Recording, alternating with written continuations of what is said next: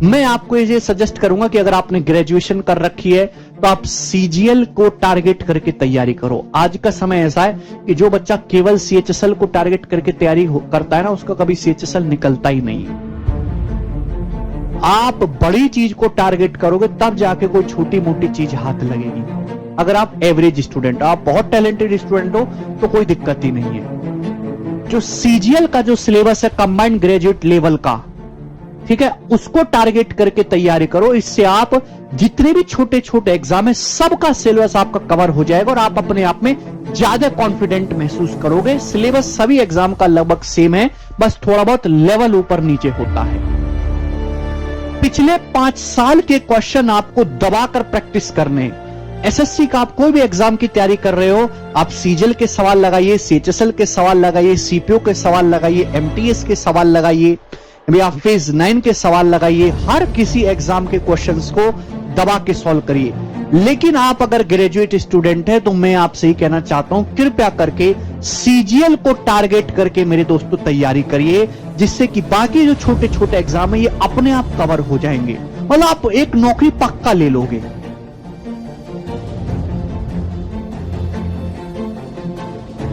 ठीक है दोस्तों, सिलेबस कब तक पूरा हो जाएगा? देखिए, सिलेबस पूरा होने में 8 से 9 महीने का समय लगेगा कम से कम। इससे कम में सिलेबस पूरा नहीं होता।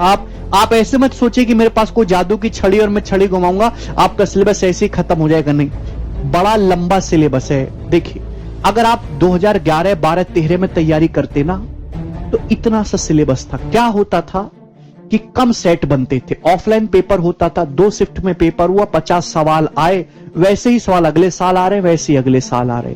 लेकिन अब क्या है, अब ऑनलाइन पेपर होता है, एक ही एग्जाम की 25-25 शिफ्ट बनती हैं, नंबर ऑफ क्वेश्चन ज्यादा सेट होते हैं। इसकी वजह से क्या है कि सवालों का दायरा बढ़ रहा है, क्वेश्चन का लेवल बढ़ रहा है, क्वेश्चन में कैलकुलेशन बढ़ रही है। सिलेबस तो वही है लेकिन सवालों का जो टाइप है, उनकी जो लैंग्वेज है, उनकी जो कैलकुलेशन वो बढ़ती जा रही है। मतलब आपको एक टॉपिक पे ज्यादा मेहनत करनी पड़ रही है। पहले प्रॉफिट लॉस के अगर 20 टाइप थे तो आज प्रॉफिट लॉस के आपको 100 टाइप पढ़ने पड़ रहे हैं। तो number of types, number of questions का वेरिएशन ज्यादा बढ़ गया है पिछले 7-8 सालों में। ठीक है भाई, तो अभी मैं नंबर सिस्टम से शुरुआत करूंगा। नंबर सिस्टम एक बड़ा टॉपिक है। Number system, LCM, HCF, shirts, indices, घातांक एवं करणी और सिंप्लीफिकेशन। 2 महीने लगभग इसमें लगेगा आपको समाप्त होने में। थोड़ा पेशेंस रख के, धीरज रख के पढ़िएगा। देखिए, अभी आप एक नए हैं बिल्कुल, है ना, अभी एक छिले हुए जो है अंडे की तरह बिल्कुल ताजे, आपको कुछ नहीं पता, बौखलाए हुए हैं। लेकिन धीरे धीरे जैसे समय बीतेगा तो आपके अंदर मैच्योरिटी आएगी। पहले आप अपने अंदर शांति लाइए, जो है पेशेंस लाइए। गवर्नमेंट जॉब लेने के 2 ही तरीके हैं। उसी टैलेंट की कोई जरूरत नहीं है। सरकारी नौकरी में टैलेंट कुछ नहीं होता। बहुत बड़े टैलेंटेड आदमी सड़कों पर बिखरे पड़े, कोई नौकरी पोकरी नहीं लग रही उनकी। सरकारी नौकरी आपको लेनी है तो 2 चीज आपको चाहिए। पहला, आपके अंदर पेशेंस, धीरज होना चाहिए। आप ऐसा मत समझो कि 6 महीने पढ़ूंगा, 1 महीने पेपर होगा, अगले महीने नौकरी लग जाएगी। ऐसा नहीं है, ये सालों साल की लड़ाई है। 2-3 साल से कम में किसी की सरकारी नौकरी नहीं लगती है। ठीक है दोस्त, ये पहला।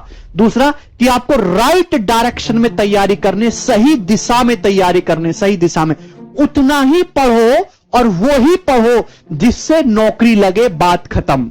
ज्ञान के लिए आपको नहीं पढ़ना है, क्योंकि ये जो चीज मैं आपको बताऊंगा ये कोई ज्ञान नहीं, ये कूड़ा, इसका जीवन में कोई लेना देना नहीं। असली ज्ञान की चीजें आप कोई धार्मिक किताब पढ़िए, आप शेयर मार्केट पढ़िए, आप स्टोरीज पढ़िए महान लोगों की, वो असली ज्ञान होता है।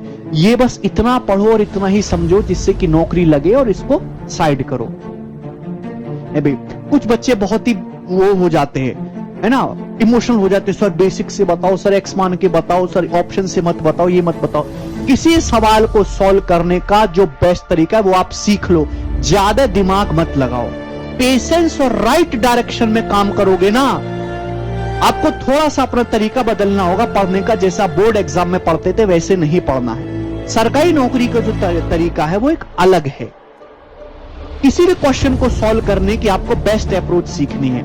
और मैं आपको गारंटी देता हूं कि अगर आप शुरू से लेकर आखिर तक ढंग से पढ़ोगे तो आप 98% से भी ज्यादा क्वेश्चन खुद से सॉल्व कर पाओगे प्रीवियस ईयर के। 1-2 सवाल तो हमेशा दिक्कत करते, हमको भी दिक्कत कर जाते हैं कभी कभी। ठीक है दोस्तों, सभी को मेरी बात समझ में आई? सर जी यूपी पुलिस का जल्दी पेपर होगा, सिलेबस जल्दी। भैया ऐसे मत करो, ऐसे हवा धवड़ मत बचाओ किसी चीज की। पेशेंस से, शांति से, धीरे से करने दो। 5 सालों के सवालों की प्रैक्टिस कहां से करें? देखिए बहुत सारी प्रीवियस ईयर के क्वेश्चंस की बुक आती है मार्केट में। हमारी भी एक बुक है जिसमें एसएससी सीजीएल के चैप्टर वाइज पिछले 10 सालों के मेंस के सवाल है, इनको सॉल्व करो। अब 2600 सवाल है।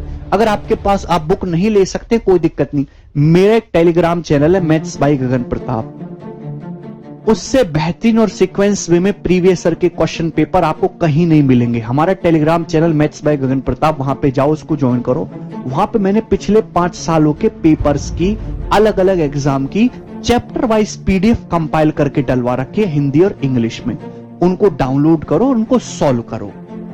समझ में आया? कोई तकलीफ? हाँ जी, ये बैच कैट के लिए भी काम करेगा। बैच चपरासी से लेके यूपीएससी तक हर एक गवर्नमेंट एग्जाम में काम करेगा। आपकी सोचने की क्षमता बहुत डेवलप हो जाएगी, लेकिन आपको 2 ही चीजें ध्यान रखनी है। एक तो आपको पेशेंस रखना है, दूसरा आपको राइट डायरेक्शन में तैयारी करनी है।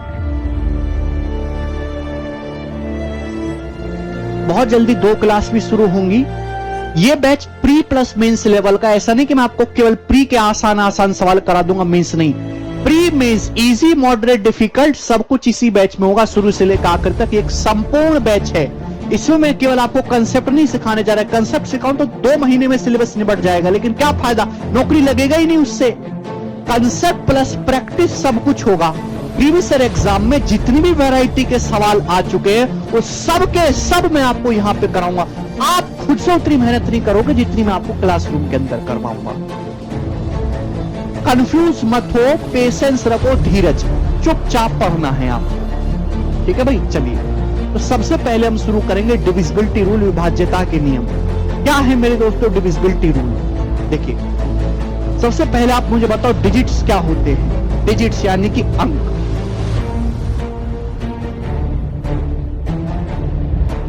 पर डे नंबर सिस्टम की क्लासों की चिंता मत करो मेरे दोस्त। अब शांत हो जाओ, थोड़ा सा पढ़ाई पे ध्यान दो। जब क्लास में आओ तो केवल क्लास की बात है। डिजिट्स होते हैं मेरे दोस्तों अंक। दुनिया में जितने भी संख्याएं ना वो इनसे मिलके बनी है। 0 1 2 3 4 5 6 7 8 9।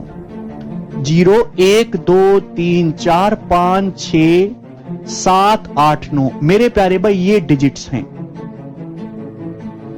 ये है दोस्त आपके सामने डिजिट्स। तो 10 अंक होते हैं। दुनिया में जितनी भी संख्याएं हैं वो सभी इन्हीं डिजिट से मिलके बनी होती हैं।